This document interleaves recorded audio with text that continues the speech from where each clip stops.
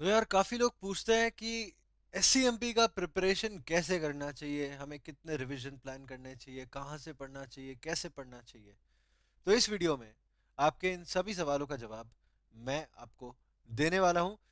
So we are going to discuss today in this video कि हमें SCMP का preparation कैसे करना चाहिए। This video is absolutely relevant for May 2022 attempt वाले स्टूडेंट्स। ओके, तो अपने मई 22 के स्टूडेंट जितने भी लोग स्टडी लीव में एंटर हो चुके हैं या होने वाले हैं और सोच रहे हैं कि एससीएमपी को कैसे हैंडल किया जाए, ये वीडियो आपको काफी हेल्प कर देगा। Let's begin with the 7 points on how to plan SCMP revisions. Okay, so step by step 7 point आपको बताता हूँ। सबसे पहले देखो, सब्जेक्ट को 3 पार्ट में डिवाइड कर दो। There are 3 parts to this subject और हर पार्ट के लिए प्लानिंग अलग से करनी पड़ेगी, अलग करनी पड़ेगी। तो देखो, 3 पार्ट्स में एक होता है direct theory portion. Okay, direct theory portion. Second है प्रैक्टिकल क्वेश्चन यानी कि सम सॉल्विंग वाले क्वेश्चंस। थर्ड है एनालिटिकल क्वेश्चन। ठीक है, ये 3 तरह से क्वेश्चंस आ सकते हैं। डायरेक्ट थ्योरी आ रहा है, प्रैक्टिकल आ रहा है, एनालिटिकल आ रहा है। ऑनेस्टली आपको बताता हूँ, based on the past trends and अभी जस्ट प्रीवियस पेपर जो हुआ था उसके हिसाब से थ्योरी का भी इक्वल वेटेज होता है। 50% थ्योरी, 50% सम सॉल्विंग मानकर ही आप सब्जेक्ट को प्रिपेयर करेंगे। जो डायरेक्ट थ्योरी होती है ना, उसके लिए आपको क्या करना चाहिए, आपको स्टडी मटेरियल पिक करना चाहिए। ठीक है, स्टडी मटेरियल या फिर स्टडी मटेरियल के बेसिस पर ही कोई बुक बनाइए ना, जिसमें थ्योरी सेम टू सेम है बट ऑर्गेनाइज्ड है। ऐसी बुक्स को आप प्रेफर कर सकते हो। ये तो स्टडी मटेरियल या फिर study material based book. Study material भी काम कर देगी, उसके जैसी कोई दूसरी बुक होगी जिसमें थोड़े एडेड फीचर्स होंगे, वो भी आपके लिए काम कर देगी। और इसे आप खुद का बना लो। ठीक है, खुद का बना लो। खुद का बनाने का मतलब ये होता है कि उसके ऊपर अपने चार्ट्स या फिर शॉर्ट नोट्स या फिर ऑडियो क्लिप्स, जो भी आपके लिए वर्क करता है, जैसे भी आपको हेल्प होती है पूरे थ्योरी को क्विकली रिवाइज करने में। ओके, मेरे ऑडियो क्लिप्स भी अवेलेबल है, चार्ट्स भी अवेलेबल है और समराइज्ड नोट्स भी बुक में से बन जाते हैं। पर फिर भी मैं बोलूंगा कि आप खुद के बनाओ। ठीक है, टीचर तो अपना काम कर रहा है, वो तो आपको दे ही देगा, बट अब आप खुद के बनाओगे ना तो आपको सबसे ज्यादा हेल्प मिलेगी। So make your own charts, make your own notes, या फिर खुद की ऑडियो क्लिप्स बना लो जिससे आप डायरेक्ट थ्योरी के लिए थ्योरी को रिवाइज कर सको। एक चीज बिल्कुल मत भूलना कि ये पूरे चार्ट्स में, नोट्स में, ऑडियो क्लिप्स में आपको आईसीआई की लैंग्वेज यूज करनी है। Include ICAI language for keywords, क्योंकि डायरेक्ट थ्योरी क्वेश्चन में वो चाहेंगे कि आप कीवर्ड मेंशन कर दो जिसके मार्क्स आपको मिल जाएंगे। ठीक है, ये होता है अपना डायरेक्ट थ्योरी वाला पोर्शन। नेक्स्ट होता है सर सम सॉल्विंग क्वेश्चन, जिन्हें आप लोग प्यार से कहते हो प्रैक्टिकल क्वेश्चन। ठीक है, ये प्रैक्टिकल क्वेश्चन में तो अपना सिंपल सा मेथड है कि आपको सारे के सारे आईसीआई क्वेश्चंस, यानी कि स्टडी मटेरियल में हो या फिर एडिशनल रिसोर्सेज में हो या फिर किसी ऑथर की बुक में हो, जहां से भी आपको आईसीआई के क्वेश्चंस मिलते हैं, आपको सॉल्व करने चाहिए। एक बहुत बड़ा सवाल यहां पर उठ के आता है, सर ओल्ड सिलेबस के क्वेश्चन करें या ना करें। ऐसे में ओल्ड सिलेबस के क्वेश्चन करने लायक होते हैं अगर वो नए सिलेबस के लिए रेलेवेंट है तो। सर ये कैसे पता चलेगा कि रेलेवेंट है या नहीं है, तो ये पता करना आपके लिए शायद थोड़ा मुश्किल हो सकता है। इसलिए आप रेफर कर सकते हो ऑथर की बुक्स, जहां पर उन्होंने सिलेक्ट किए हैं कुछ क्वेश्चन। ऐसा नहीं कि पूरा ही ओल्ड सिलेबस का भंडार भर दिया, तब तो आपके लिए क्वेश्चन की क्वांटिटी बढ़ जाएगी पर आपको फायदा नहीं मिलेगा। आपको देखना है रेलेवेंस कितना है। ठीक है, तो ऐसी बुक्स जिसमें रेलेवेंट क्वेश्चंस ही उठाए हैं, उनको आप लीजिए और उन्हें आप सॉल्व कर सकते हैं। बट अब आपको लगता है कि सर कौन से ऑथर के पास जाए, कंफ्यूजन हो जाता है। ठीक है, मैं ये तो बिल्कुल नहीं बोलूंगा कि आप मेरे पास आओ, मैं यहाँ पर एडवर्टीजमेंट करने के लिए नहीं हूँ। तो मैं आपको बताना चाहता हूँ कि ऐसे सिनेरियो में आपको क्या करना चाहिए। ऐसे सिनेरियो में ओल्ड सिलेबस के पास्ट आरटीपीस और क्वेश्चन पेपर्स ले लो और उसमें से जो नए सिलेबस वाले क्वेश्चन लगते हैं, टॉपिक्स जो सेम टॉपिक्स है। ठीक है, ऑपरेशनल रिसर्च वाला पोर्शन एक एएमए के अंदर आता है, वो तो हटा ही देना आप। आपको दिखेगा कुछ टॉपिक सेम है। ऐसे टॉपिक्स में से आपको जो लगता है कि हाँ इस तरह का क्वेश्चन मैंने देखा है नए सिलेबस में, उस तरीके के क्वेश्चन को आप सॉल्व कर लेना। ठीक है, तो ये होगा आपके लिए एकदम best approach for doing the old course questions as well. सारे क्वेश्चंस को आप राइटिंग में सॉल्व करो। सर इतना टाइम नहीं है।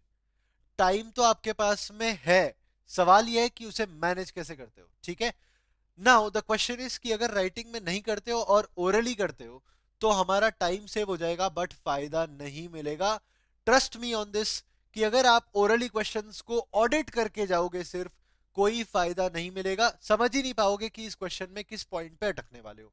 इसे लिखकर ही सॉल्व करना पड़ेगा। इसका मतलब यह है कि आईसीआई के आंसर को बिना देखे आपको इस आंसर को पूरा खुद से लिखना है। सर प्रेजेंटेशन के साथ लिखना है क्या? जरूरी नहीं है। If you have enough time presentation के साथ करो, अगर टाइम नहीं है तो कैलकुलेटर और रफ स्क्रिबलिंग को यूज करके राइटिंग में इन आंसर्स को सॉल्व कर दो। ओके, सारे क्वेश्चंस को राइटिंग में सॉल्व करना चाहिए। कुछ सिलेक्टेड क्वेश्चंस होते हैं, कुछ टफ क्वेश्चंस होते हैं जो हमें पता चल जाता है कि यार आने का चांस ज्यादा है, या हमें टफ लगता है, या इन जनरल टफ होता है। ऐसे क्वेश्चंस के सॉल्यूशंस का समरी बना दो, समरी बना के लिख लो, ऑडियो नोट बना दो, कुछ भी कर सकते हो। इससे क्या फायदा होगा कि लास्ट डे पर जब ऐसे क्वेश्चंस को देखने जाओगे क्विकली कवर हो जाएंगे, क्योंकि you just have to read your own summary of the solution to these questions. ठीक है, रामबाण इलाज दे रहा हूं इन क्वेश्चंस को कवर करने का। लास्ट डे पर समरी बना के रखो पहले से ही।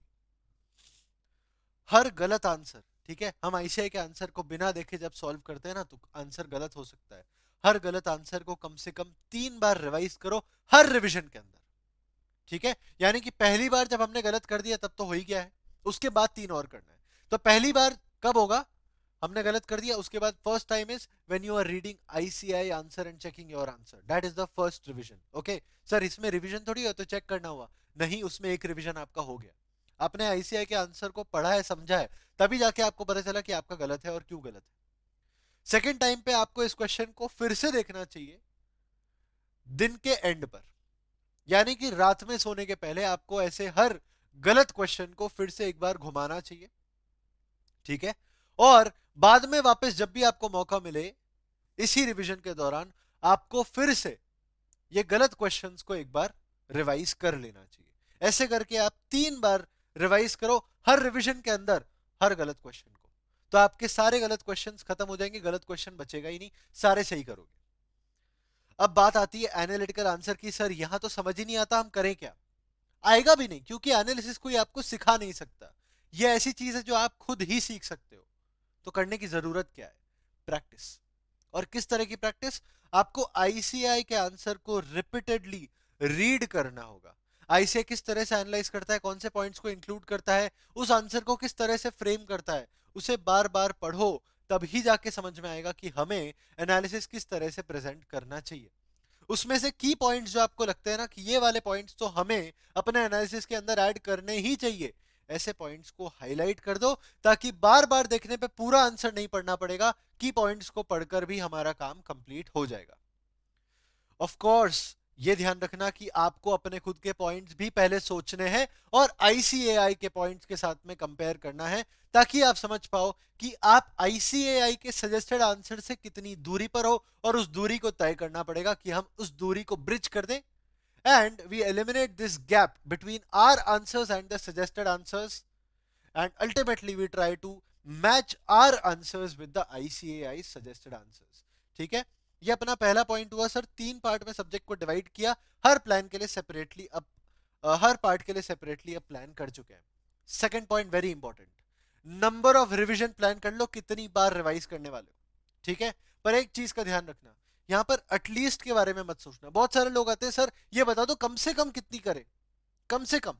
ठीक है, हम उतनी बार करके चले जाएंगे। अरे भाई, तुम्हें तब तक करना है जब तक तुम सेटिस्फाई नहीं हो जाते, जब तक तुम्हारा कमांड इस सब्जेक्ट पे नहीं आ जाता। हो सकता है 2 बार में आ जाए, हो सकता है 3 बार में आ जाए, हो सकता है 5 बार में भी ना आए। ये डिपेंड करता है कि तुम कैसे पढ़ाई करते हो, ये डिपेंड करता है कि इस सब्जेक्ट को कैसे तुम प्रिपेयर करते हो।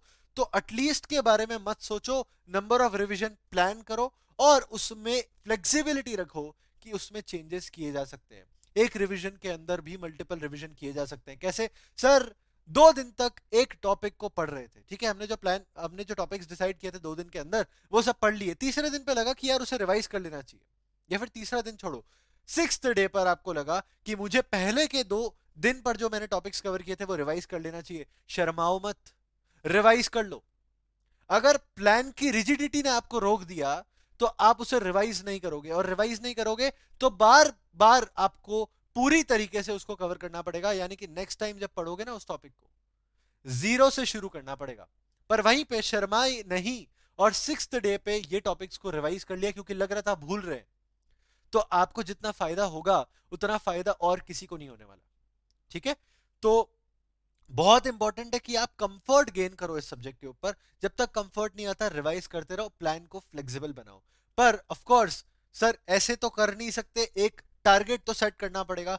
तो मैं बोलता हूं आप अपने नंबर ऑफ डेज के हिसाब से प्लान करो कि कितनी बार आप कर सकते हो, 2 बार या 3 बार या फिर 4 बार। ठीक है, क्वेश्चन पेपर्स से गुजरना बहुत जरूरी है। बहुत सारे लोग हैं जो क्वेश्चन पेपर्स देखते ही नहीं है, सीधे मॉक में जाके उठाते हैं। नहीं, पहले क्वेश्चन पेपर को देख लो। क्वेश्चन पेपर को देखने से आपको समझ में आएगा कि कौन से क्वेश्चन पे किस किस तरह के टॉपिक से कितने मार्क्स का क्वेश्चन बन सकता है, कितनी थ्योरी पूछी जा रही है, थ्योरी को किस तरह से पूछा जा रहा है, कौन से टॉपिक से पूछा जा रहा है, सम सॉल्विंग को किस तरह से पूछा जा रहा है, ओल्ड सिलेबस से कितना आ रहा है, नए सिलेबस से कितना आ रहा है, रिपीट में कितना आ रहा है और नया कितना आ रहा है। हर तरह का एनालिसिस पहले से ही कर लो, क्वेश्चन पेपर से एक बार गुजर लो। इससे आपको पता चलेगा कि आपको एग्जाम के लिए जो रिक्वायर्ड तरीका है वो तरीका क्या है और उसके हिसाब से ही आप प्रिपेयर कर पाओगे। बहुत इंपॉर्टेंट पॉइंट है ये, इसको स्टार मार्क लगा लो। लोग पेपर देखते ही नहीं है, आपको पेपर जरूर देखना है। पेपर देख के समझना है, एनालाइज करना है कि आपको उसके लिए प्रिपेयर कैसे करना चाहिए। फोर्थ पॉइंट, एक बार आपको लगता है कि अब आप इस सब्जेक्ट में कंफर्टेबल हो चुके हो, यानी कि अच्छा कमांड आ चुका है, अब आपको लगता है कि अब आप डिसेंट स्कोर कर सकते हो, तो टेस्ट के लिए प्लान कर लो। टेस्ट लिखना बहुत ज्यादा जरूरी है। स्पीड बढ़ाने वाला फैक्टर तो है ही, बट टेस्ट लिखने की वजह से आपको रियलिटी चेक मिलेगा, और ये जितनी जल्दी मिलेगा उतना बेहतर है। पर जल्दीबाजी के चक्कर में ऐसा नहीं करना है कि हमें पता है कि हम प्रिपेयर्ड नहीं है फिर भी टेस्ट लिख रहे हैं। नहीं, जब आपको लग रहा है कि आप प्रिपेयर्ड हो फिर ही टेस्ट लिखो। ये टेस्ट लिखने से आपको समझ में आएगा कि एक्चुअल में अब आपकी पोजीशन क्या है। आपको लग रहा था आप प्रिपेयर्ड हो, टेस्ट लिखने के बाद वो आपको बताएंगे कि आप कितने प्रिपेयर्ड हो, क्या और प्रिपरेशन की जरूरत है, और प्रिपरेशन की जरूरत कौन से टॉपिक में है। Everything will be clear to you, ताकि आप अपने वीकनेसेस को कवर कर पाओ। ओके, तो रियलिटी चेक के लिए आपको पेपर लिखने चाहिए। अब इसका जो जनरल तरीका मैं रेकमेंड करता हूं किसी भी स्टूडेंट को, ठीक है, वो ये होता है कि आप 2 पेपर लिखो। Okay, 2 paper. और जब पेपर लिखते हैं तो 3 घंटे में हमारा पेपर होता है, तो 5 क्वेश्चन नहीं 6 क्वेश्चन करने 3 घंटे में, ताकि राइटिंग स्पीड हमारी इंक्रीज हो, थिंकिंग स्पीड हमारी इंक्रीज हो जाए। ठीक है, और मॉक का और एग्जाम का एनवायरमेंट अलग अलग होता है, ये हम सभी जानते हैं। तो मॉक में अगर आपने 3 घंटे में 6 क्वेश्चन अटेम्प्ट कर दिए, ये मेरी गारंटी है कि आप एग्जाम में 3 घंटे में 5 क्वेश्चन कर पाओगे। 6 क्वेश्चन आपको करने हैं 3 घंटे में घर पे, मॉक में। तो 3 घंटे में 6 क्वेश्चन जब आप करते हो, ठीक है, एक दिन में 3 घंटे लगे, किसी और सब्जेक्ट को साथ में प्रिपेयर कर सकते हो। 2 दिन तक एक सब्जेक्ट का पेपर लिखो। एससीएमपी की बात कर रहे हैं, एससीएमपी के टेस्ट को 2 दिन तक लिखो। एक दिन एक सब्जेक्ट, सॉरी एक दिन एक पेपर, अगले दिन दूसरा पेपर। तीसरे दिन पे जाके अपने वीक एरियाज को रिवाइज करना। ठीक है, जैसे ही आपको लगेगा कि आप रिवीजन कर चुके हो, तीसरे दिन चौथे दिन जब भी आपको लगता है कि रिवीजन अब हो चुका है और अब ये वीक एरियाज मेरे स्ट्रांग हो चुके हैं, तब आपको क्या करना चाहिए कि अगले दिन फिर से एक टेस्ट पेपर लिखना चाहिए, जस्ट टू चेक कि ये वीक एरियाज में आप इंप्रूव कितना कर पाए। ठीक है, और अब अगर और वीक एरियाज कुछ नजर आते हैं तो उनके ऊपर भी आप रिवीजन करके उन्हें भी स्ट्रांग कर सकते हो। एटलीस्ट 3 पेपर आपको लिखने चाहिए। उससे ज्यादा लिखते हो तो बहुत अच्छी बात है, उससे कम लिखते हो तो कोई नुकसान की बात नहीं है, पर 3 would be my recommendation, I think it is necessary. उसके बाद आता है अपना नेक्स्ट पॉइंट, मॉक लिखने के बाद में आपको सर्टिफाइड, अच्छा ये 2 मॉक्स लिखते हो ना, उसके बाद ही सर्टिफाइड कॉपी को देखो। ठीक है, तीसरे मॉक तक रुकना नहीं, सर्टिफाइड कॉपी को देखो, पिछले साल की या पिछले किसी भी साल की। ठीक है, पिछले 3 अटेम्प्ट तक आप जा सकते हो। सर्टिफाइड कॉपी देखने से आपको समझ में आएगा काफी सारी चीजों के बारे में, जैसे कि चेकिंग कैसे की जाती है। ठीक है, स्टेप बाय स्टेप की जा रही है या नहीं की जा रही है, हमारे पास कितना स्कोप है गलत करने का, ये सब समझ में आएगा सर्टिफाइड कॉपी देखने से। प्रेजेंटेशन कैसे करना चाहिए आंसर का, ठीक है, हमारे तो कोई एक्सपीरियंस है ही नहीं कि एग्जाम में कैसे प्रेजेंट करना है, जो लोग कर चुके हैं उनसे सीखेंगे। प्रेजेंट कैसे करना है आंसर को, ये भी सर्टिफाइड कॉपीज देख के ही समझ में आता है। ठीक है, 2 बहुत इंपॉर्टेंट चीज बताता हूं। एक आपको देखनी है ऐसी सर्टिफाइड कॉपी जिसके मार्क्स बहुत ही अच्छे, ठीक है, रैंकर की ले लो या किसी भी अच्छे मार्क्स स्कोरर की ले लो, वो रैंकर हो या नहीं कोई फर्क नहीं पड़ता, पर मार्क्स अच्छे होने चाहिए। ठीक है, पॉसिबली अगर 55 के ऊपर होंगे तो उसको आप अच्छा मान सकते हो एससीएमपी में। ठीक है, तो अच्छे मार्क्स वाली एक कॉपी ले लो, उससे सीखो कि ऐसे कौन से आइडियाज है जो उन्होंने यूज किए हैं अपने एग्जाम शीट के अंदर, आंसर शीट के अंदर, जो आप भी यूज कर सकते हो, वो आइडियाज को उठा लो। ठीक है, चाहे वो प्रेजेंटेशन के बारे में हो, या फिर आंसर राइटिंग के बारे में हो, या फिर कोई स्टेप बाय स्टेप प्रोसीजर के बारे में हो, नोट्स पहले लिखे, सोल्यूशन बाद में दिया, नोट्स बाद में बनाए, सोल्यूशन पहले लिखा, जो भी आपको लगता है, कुछ भी आइडिया आपको मिलता है, वो आइडिया आप यूज कर सकते हो कि नहीं कर सकते हो, ये आप अच्छी वाली कॉपी से उठा लो। एट द सेम टाइम एक ऐसी कॉपी भी देखो जिसमें मार्क्स कम हो। ठीक है, जिसमें मार्क्स कम हो, इससे क्या सीखना है कि ऐसी कौन सी चीजें होती है जो हमें नहीं करना है। ठीक है, कौन सी चीजों पे मार्क्स कट जाता है, कौन सी चीजों पर मार्क्स मिलना चाहिए था पर फिर भी कट जाता है क्योंकि कुछ ऐसा किया है इस पेपर के अंदर कि एग्जामिनर मार्क्स नहीं दे पाया। तो ऐसी चीजें हमें सीखनी है फ्रॉम दैट सर्टिफाइड कॉपी जिसमें मार्क्स कम हो। Okay, so you have to look at both the copies, एक अच्छी मार्क्स वाली और एक कम मार्क्स वाली। अब ये जनरल पॉइंट्स है, ये आपको पूरे समय, ठीक है, ये स्टेप बाय स्टेप अपना 5 पॉइंट पे खत्म हो गया। सिक्स्थ और सेवेंथ पॉइंट इन जनरल आपको ध्यान रखना है। सिक्स्थ पॉइंट ये है कि एक लिस्ट ऑफ टॉपिक बना लो। ठीक है, हर टॉपिक चैप्टर वाइज कह रहा हूं मैं, मतलब हर चैप्टर का नाम नहीं लिखना है, चैप्टर के अंदर के टॉपिक्स का भी नाम लिखना है। तो चैप्टर वाइज एक टॉपिक की लिस्ट बना लो। इसमें आपको सिर्फ और सिर्फ टाइम टू टाइम बेसिस पर एनालिसिस करना है कि कौन से टॉपिक में आप स्ट्रांग हो, कौन से टॉपिक में आप वीक हो। दिल से आवाज आनी चाहिए, और आती भी है, हम उसे इग्नोर कर देते हैं। उसे इग्नोर नहीं करना है, खुद को इवेल्युएट टाइमली बेसिस पर करते रहो। एनालिसिस करो टॉपिक वाइज, कौन से टॉपिक में स्ट्रांग हो, कौन से टॉपिक में वीक हो, उस वीक एरिया पर काम करो। फिर से एनालिसिस करना अगले पीरियड में, कौन से टॉपिक में स्ट्रांग हो, कौन से टॉपिक में वीक हो। क्या स्ट्रांग टॉपिक को भूलते जा रहे हो, क्या वो वीक बनता जा रहा है, क्या वीक टॉपिक में स्ट्रांग हो पाए, कौन सा टॉपिक है जो वीक था अभी भी वीक है। हर तरह का एनालिसिस आपको करना चाहिए ताकि आप खुद को इवेल्युएट कर पाओ और अकॉर्डिंगली उसके ऊपर एक्शन ले पाओ। Last point very important again, summarise your materials. नए नए मटेरियल ऐड करने की आदत होती है स्टूडेंट्स की, जितना मटेरियल होगा अच्छा है। नहीं भाई, 1.5 डे में सारा मटेरियल कवर करना इम्पॉसिबल टास्क हो जाएगा। तो अपने मटेरियल को समराइज करो, आपके टीचर्स आपके लिए समराइज करके देंगे आपको, जैसे मैं चार्ट्स देता हूं, मेरे केस स्टडी के चार्ट्स आते हैं, तो बहुत सारी चीजें समराइज करके हम आपको देंगे ऑलरेडी। ठीक है, मेरे अलावा जितने टीचर्स होते हैं ये सभी करते हैं, सब अपने अपने मटेरियल को समराइज करके स्टूडेंट्स के लिए समराइज्ड मटेरियल बनाते हैं। पर जो समराइजेशन आप कर सकते हो आपके लिए, वो और कोई नहीं कर सकता, वो टीचर नहीं कर सकता। ठीक है, तो आपको खुद भी थोड़ा कोशिश करना चाहिए कि अपने मटेरियल्स को समराइज कर सको। 1.5 डे का जो प्लान रहेगा उसको वेल इन एडवांस प्लान करते जाओ। कौन से मटेरियल को देखोगे, कौन से मटेरियल से कितना पढ़ोगे, कैसे पढ़ोगे, क्या पढ़ोगे। ठीक है, ताकि आप पहले से ही श्योर हो कि मुझे कौन कौन सा मटेरियल चाहिए, उसके लिए मुझे एग्जिस्टिंग काम क्या क्या करना पड़ेगा। If I have to make a chart, if I have to summarise something, what am I suppose to do. और उसके बाद 1.5 डे की स्ट्रेटेजी सिंपल हो जाएगी। मैं ये मानता हूं पर्सनली कि 1.5 डे का प्लान मैं आके बताऊं या कोई भी आके बताए, आपके लिए आपका खुद का प्लान ही वर्क कर सकता है। बाकी सब लोग एक जनरल प्लान आपको बता सकते हैं, but you know your self the best. तो आप खुद के लिए जो प्लान बनाओगे ना, आप उसमें इंस्पायर हो सकते हो किसी के जनरल प्लान से, इंस्पिरेशन ले सकते हो, आइडियाज ले सकते हो, but ultimately you need to devise your own plan that will work the best for you। ठीक है, तो सर ये थे अपने 7 पॉइंट्स जो मुझे लगा कि मुझे आपके साथ शेयर करने चाहिए। और बहुत डिमांड भी आती है इन जनरल कि सर बता दीजिए एससीएमपी को कैसे रिवाइज किया जाए, कैसे प्रिपेयर किया जाए। So all the may 22 students, ये आपके 7 पॉइंट्स, इस तरीके से आपको अपने एससीएमपी के रिविजन्स प्लान करने चाहिए। एंड वेरी इंपॉर्टेंटली, अगर आप ऐसे इंफॉर्मेशन को और सब्जेक्ट्स के लिए चाहते हो तो हमारा एक मेंटोरशिप प्रोग्राम चलता है जिसमें हम कस्टमाइज करते हैं आपके हिसाब से प्लान्स, और आपको परफॉर्मेंस कैसे इंप्रूव करना है वो सब सजेशन देते हैं। This is a complete 100% mentorship on a customised basis. तो 1 to 1 होगा, जनरल नहीं होगा इसमें। आप अगर और सब्जेक्ट्स के लिए भी चाहते हैं इस तरह से, और एससीएमपी में भी और डिटेल चाहते हैं, you can come visit our website www.seg.com, और आप इस मेंटोरशिप के लिए भी रजिस्टर कर सकते हैं। Thank you so much for watching this again. All the best to you. I will see you next time.